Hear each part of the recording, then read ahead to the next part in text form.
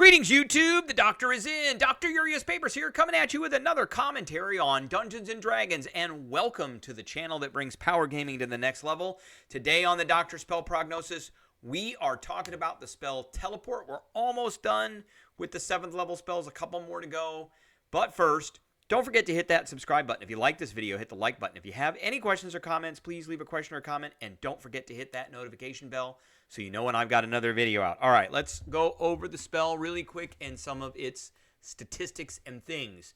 7th level spell that is usable by bards, sorcerers, and wizards. So no clerics, no druids. It's a base spell for bards, so we don't need to get this with magical secrets. No warlocks. Well, and there's an obvious reason, because warlocks can't really cast 7th level spells. So we're giving this one a B+. It's something you can use in combat, but typically it's not something you're going to be using as a piece of your combat. It's usually going to be something you're going to use to get away from combat. So takes one action, has a range of 10 feet. It is only a verbal component. The spell instantly transports you and up to 8 willing creatures of your choice that you can see within range, or a single object that you can see within range to a destination you select. And there's some randomness that can happen with this. If you target an object, it must be able to fit entirely inside a 10-foot cube. And it cannot be held or carried by unwilling creatures. Remember, if those objects are being held or carried by anyone, they're also immune to any kind of fire whatsoever at all, just because of dumb rules that are in Dungeons & Dragons. So it can't be held or carried by an unwilling creature. It can be held or carried by a willing creature. So the destination you choose must be known, and it must be on the same plane of existence as you. Your familiarity with the destination determines whether you arrive there successfully. Okay, so there's a table here. If you know the address, that's what this permanent circle is. It's the sigil sequence, or the sigil address. So if you know the sigil address, it's 100%. That you will be on target. There's really no reason to roll the dice. If you have an associated object, and associated object means that you possess an object taken from the desired destination within the last 6 months, which means you need to keep taking objects, or perhaps you just put an object back and take a different object, and then you switch every 6 months.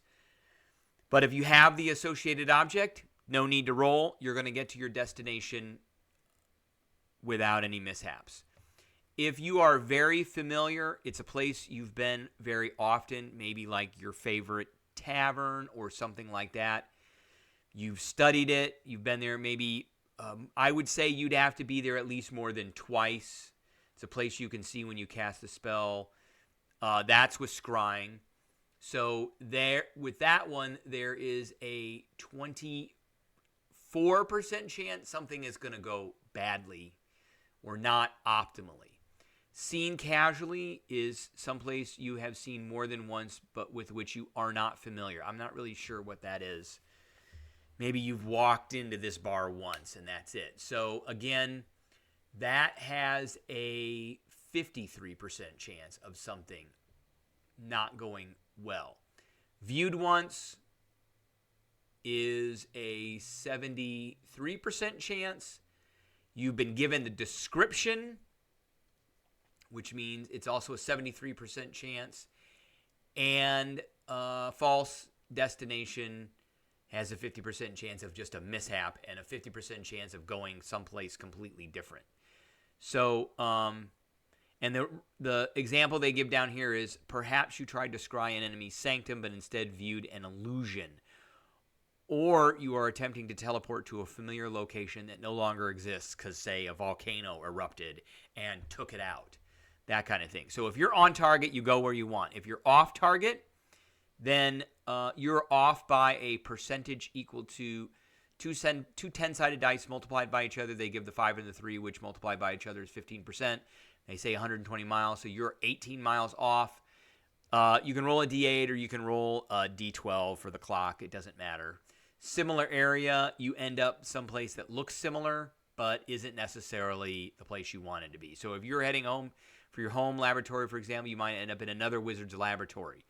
And a mishap means that there's going to be some damage and the GM gets to roll again. So you could get mishap after mishap after mishap, dealing damage to everybody. So this is a pretty straightforward spell. There's not really a whole lot to go over with it, but there is some things that you should keep in mind. So remember that you can use this on an unattended object or an attended, held, carried object that is carried by a willing creature. So if you're in an adventure where you've got to get something, like a heist or something like that, then you can go over and just touch it, and then boom. And really, you don't even need to touch it. It's with 10 feet. You just need to come within 10 feet of it, and you can teleport it as long as it can fit inside a 10-foot cube. You can get, and then that, if that's your objective, then that objective is done and over with. You don't have to worry about it anymore. So just keep in mind that you can teleport objects. Now, whether you can teleport objects in yourself, you can instantly transport you and up to 8 creatures or a single object. That particular sentence is a bit wonky. It's a bit wonky. I would say you would be able to teleport yourself and an object, but that's up to another DM's interpretation. So remember to use associated objects. So when you go someplace, you can always take something from that place. And if it's something that if it's someplace you go a lot of, then maybe you take a glass or a plate or something like that. I had a group that would always buy a book at their favorite magic shop because they always wanted to go back there to shop.